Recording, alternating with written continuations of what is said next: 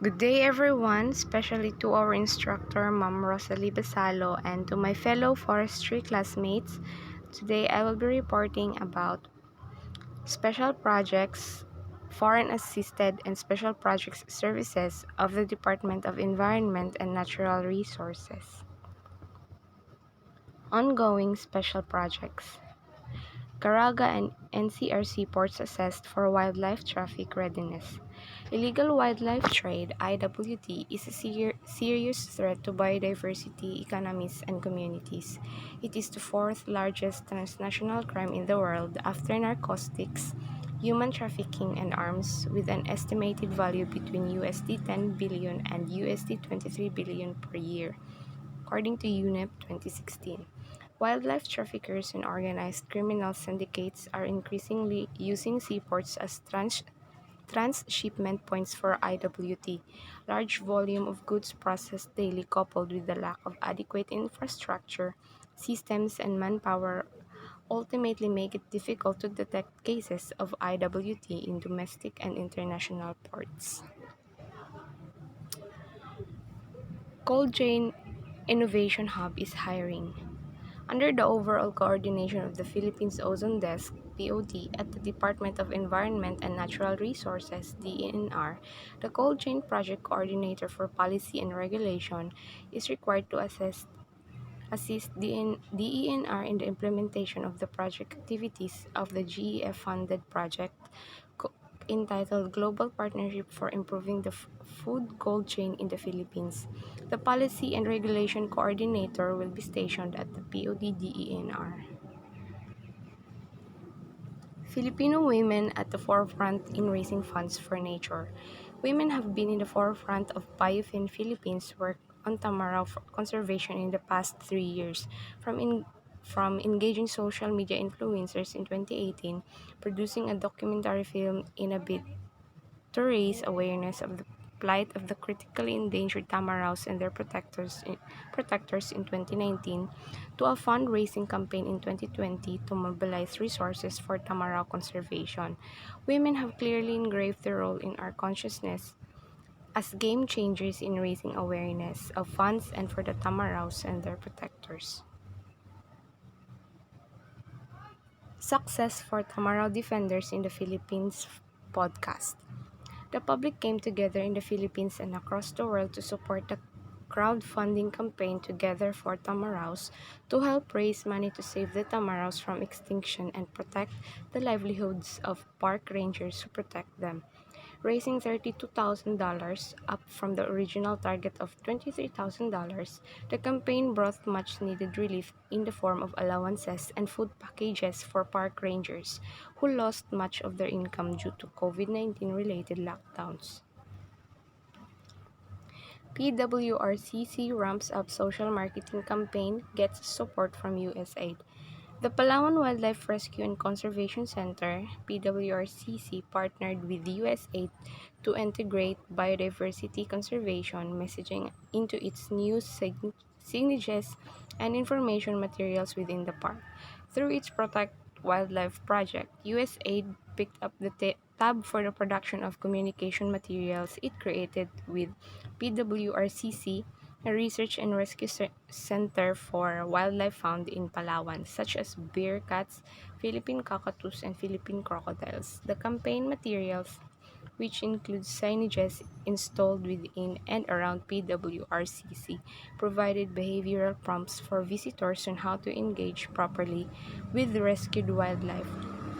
Additional signages at various locations of the park were also designed to convey the threats of illegal trade to wildlife, to issue behavior reminders to report wildlife crimes, and to highlight the benefits people reap when wildlife is kept wild and alive. Report on the Philippine National State of Oceans and Coasts in circulation. The National State of the Oceans and Coasts (NSOC) 2018 Blue Economy Growth Report of the Philippines aims to contribute to the overall assessment and monitoring of the implementation of Sustainable Development Strategy of the Sea of East Asia, Sustainable Development Goals, and other related international agreements and national policies. Marine Turtle Conservation Learning Center rises up in the Sarangani Bay.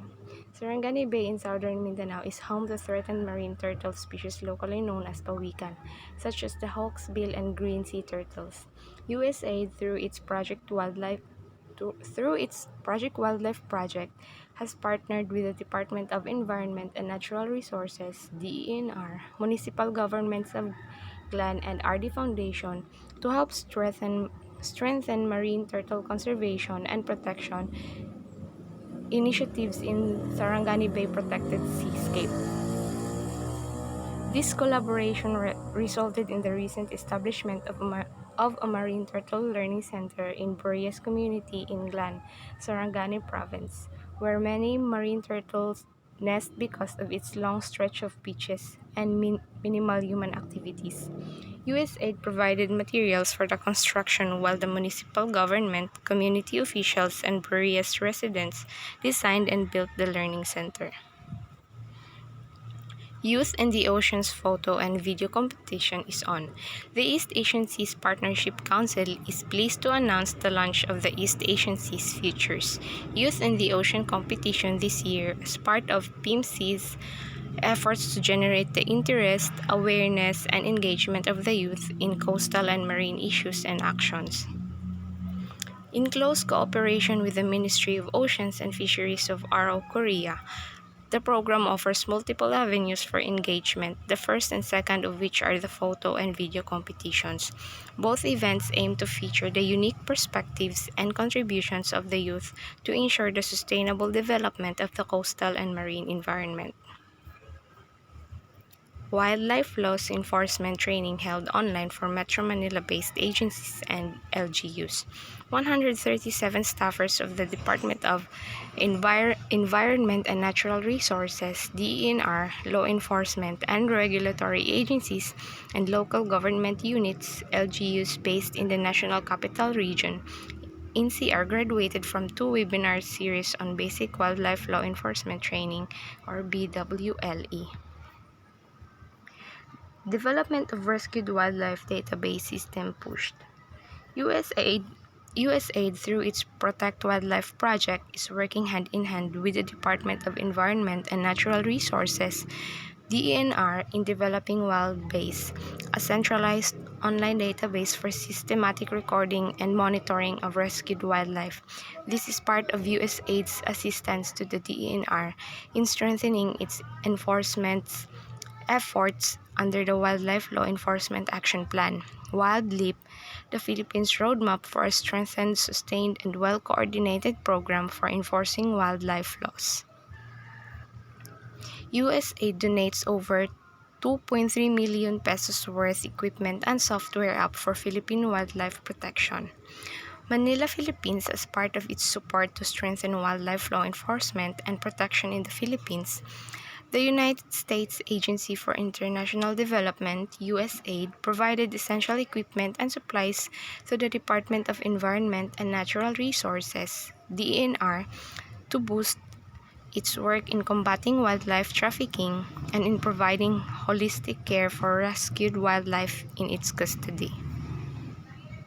Floating seaweed dryer helps Zamboanga City fisherfolk improve post-harvest handling of seaweed.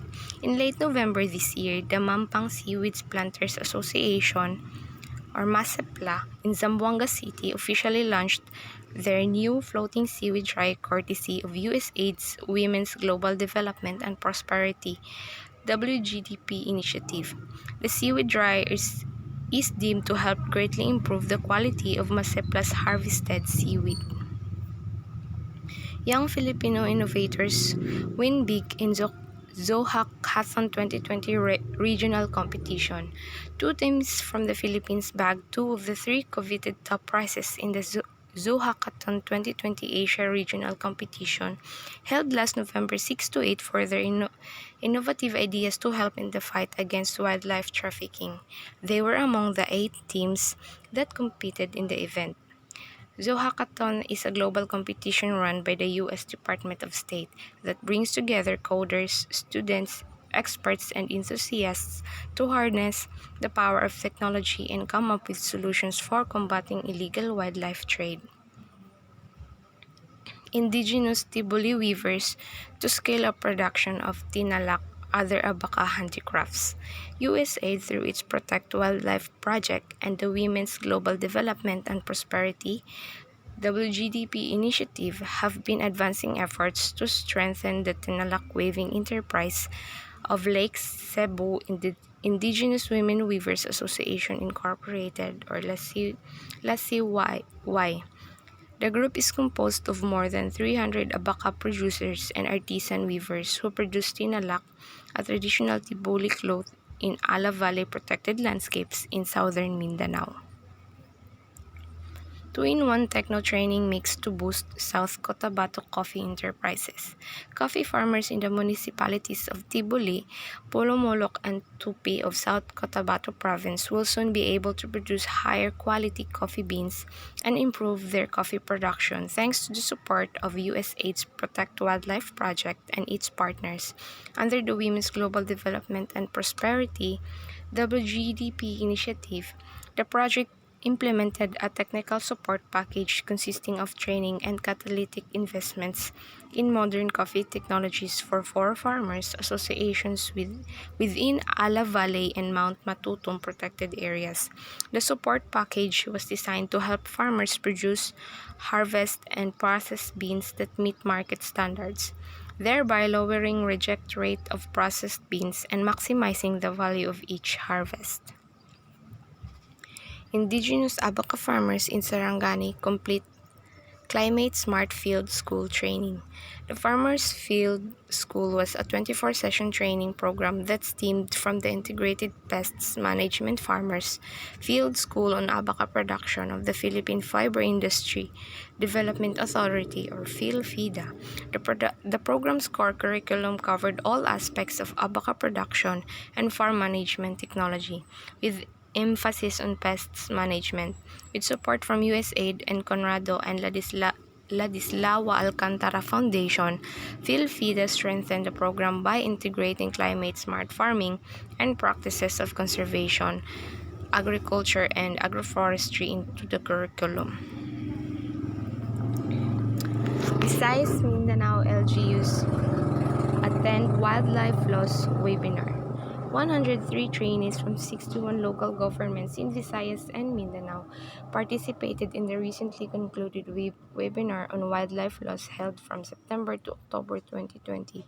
Of this number, 44 trainees came from 31 local government units in Region 7 and another 59 trainees came from 30 LGUs in Caraga region.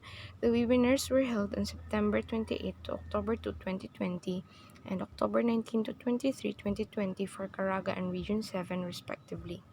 The participants represented both the executive and legislative offices that are tasked to oversee or manage the agriculture, environment, natural resources, and disaster risk mitigation sectors for local governments.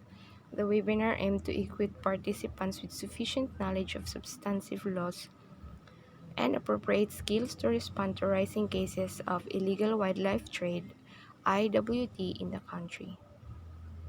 Floating dryers to help women fisherfolk of Palawan improve seaweed farming. The Cherished Fisherfolk Association with the Rural Improvement Club of Labuan in Quezon, Palawan welcomed two communal floating solar dryers provided through the Women's Global Development and Prosperity Initiative to help them improve post-harvest processing of seaweed. The drying facilities will make hulling and drying of seaweeds more convenient for fisherfolk and lessen the seaweeds' exposure to sand, dirt, and other contaminants. Women farmers step up turmeric processing with new equipment and livelihood support. The members of Salabusob Integrated Livelihood Association of Women, or SILAW, are looking forward to their turmeric harvest in December after completing their business development training and mastering the operation of a new solar tunnel dryer and kitchen tools which have been provided by USAID under its Women's Global Development and Prosperity Initiative. With the support, Silaw now has the knowledge, tools, and capacity needed to meet the volume requirement and quality standards of their buyers. From source to market, developments in ensuring legality of timber products in the Philippines. With the implementation of Order Number 23 in 2011, legal sources of wood have been limited to forest land areas with land tenure instruments only, thereby prohibiting all logging activities in natural forests. Since then, more environmental law enforcement programs have been implemented. As a result, the number of illegal logging hotspots declined significantly from 197 municipalities in 2011 to 22 municipalities in 2017.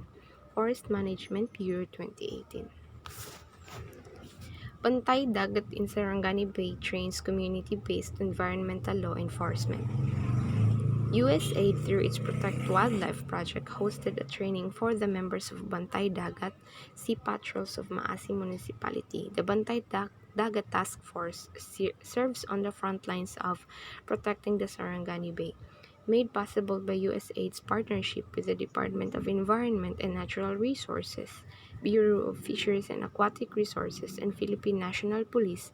The three-day training was designed to equip Bantay Dagat members with knowledge of and skills in patrolling and rescue operations to strengthen community-based environmental law enforcement and to boost coordination among Sarangani Bay stakeholders, including local government units, coastal communities, and national government agencies. Number crunching, basic bookkeeping for POs in South Cotabato. USAID, through its Protect Wildlife project and the Women's Global Development and Prosperity WGDP initiative, trained six people's organizations in South Cotabato in basic bookkeeping to improve financial management of their respective enterprises. The activity, in partnership with the Foundation for a Sustainable Society Incorporated (FSSI) and the Philippine Institute of Certified Public Accountants (PICPA), comes in handy especially for women members with crucial roles as treasurers and auditors in their respective organizations. Coastal communities train in environmental law enforcement to protect mangrove forests. USAID, through its Protect Wildlife project, enlisted 38 volunteers from coastal communities in Zamboanga City's Central Mangrove Forest Land, who are mostly members of Mampang Seaweed Planters Association and Simariki Island Samabang Bangengue Association in a Bantay Kalikasan training or basic training for community-based environmental law enforcers. Zamboanga City officials receive management plans and IT equipment meant for critical biodiversity areas. On September 4, 2020, USAID and Zamboanga City officials observed the ceremonial handover of completed environmental plans for Ayala and Manikahan watersheds and Central Mangrove Forest Land, which spans more than 83,000 hectares of critical biodiversity. Also turned in was the Zamboanga City Biodiversity Strategy and Action Plan and new IT equipment for environmental, fisheries, and wildlife law enforcement, planning, and management. Mariveles local government volunteers pitch in marine turtle conservation. The province of Bataan in the Philippines is home to highly threatened marine turtles, such as the olive ridley, green sea turtle, and hawksbill turtle. In the municipality of Mariveles, the local government and a group of community volunteers are now more adept at protecting these marine turtles or pawikan after participating in a training that was organized by the USAID's Protect Wildlife Project and the Department of Environment and Natural Resources or DENR. New equipment for rescued wildlife emergency and diagnostic care. USAID, through its Protect Wildlife project in the Philippines, recently announced new investments to help the Department of Environment and Natural Resources, or DENR, improve emergency and diagnostic care for rescued wildlife. USAID donated to DENR new ultrasound and X-ray machines that would help diagnose diseases, injuries, and conditions of wildlife brought to the National Wildlife Rescue and Research Center, or NWRCC. Scores graduate from wildlife law enforcement training held online, consisting of topics in substantive laws relevant to wildlife, procedural laws, as well as technical and practical skills in wildlife handling, investigation, surveillance, apprehension, seizure, and so on. The conduct of the virtual training was aimed at equipping the participants with sufficient knowledge and appropriate skills to respond to rising cases of illegal wildlife trade or IWT in the country. Zamboanga City farmers train in sustainable cacao farming. Farmer members of Tolosa Buffer Zone Association in Zamboanga City can now hope for better production and sales of their produce, thanks to the training of in cacao production management and processing that has been facilitated by the Protect Wildlife Project with guidance of the USAID's Women's Global Development and Prosperity WGDP initiative in the Philippines. Continuous livelihood support for Palawan's OB farmers assured. Last August 3 to 4, 8 farmers associations met with Institute for the Development of Ecological and Educational Alternatives, IDS, a local cooperative that will help farmers and strengthen their growing OB enterprises. IDS will serve as consolidator of OB produced from farmers associations covered by the contract growing scheme with Manila-based Sunlight Foods Corporation, which had helped the farmers set up their OB farms. Not only will ideas ensure proper post-harvest grading, packing, tagging, and shipping, it will also monitor compliance of OB farms and their produce with quality standards and requirements set by Sunlight Food. Women's Group Banks on Turmeric Enterprise Success. The Salabusab Integrated Livelihood Association of Women, or SILAW, in Bongabo, Nueva Ecija received a package of enterprise development assistance from the USAID Protect Wildlife Project, courtesy of the Women's Global Development and Prosperity WGDP initiative for its turmeric production and processing at the foothills of Sierra Madre. Ecclesis conducts workshop on Pasig City's Eco Pledge platform. The platform is a feedback mechanism and an awareness-raising platform for the city. Its intention is to gather pledges from citizens and stakeholders on low-emission development strategies in the sectors of energy, air quality, and transport and waste. DENR ADB extend project on combating environmental organized crime in the Philippines. Manila, Philippines, the Department of Environment and Natural Resources, DENR, and the ASEAN Development Bank, ADB, have agreed to extend the implementation of the Project on Combating Environmental Organized Crime in the Philippines, CIWT project, for another 12 months. The project is funded by ADB and the Global Environment Facility, or GEF. PEMC conducts 12th East Asian Seas Partnership Council meeting. The partnership's environmental management for the seas of East Asia, or PEMC, facilitated the conduct of the 12th East Asian Seas, or EAS, Partnership Council meeting on July 22, 2020. In a virtual meeting, country and non-country partners discussed crucial matters concerning the partnership's continuous operation and sustainability. Fighting illegal wildlife trade goes digital.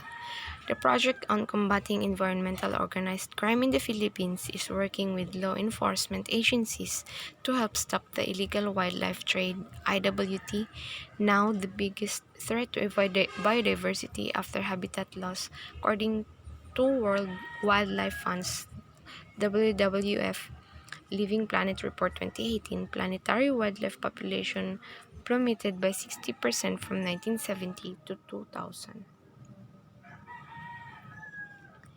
A game of trees. Pinoys have always loved games ranging from cockfighting to Pokemon Go. This natural love for play can be used for conservation too. Using their mobile phones, Pinoys can plant trees through Gcash forests, part of a larger program called Gcash for Good. Users earn green energy points by reducing their individual carbon footprints. Paying bills online, for instance, eliminates the needs to drive to a bank and consume paper for recipients and forms. More points can be garnered for walking to work, taking the stairs, and avoiding single use plastic items. Gcash Forest interfaces seamlessly with existing mobile fitness apps to accurately measure not just energy saved, but exactly how much carbon emissions are reduced. So that ends my topic, and thank you for watching.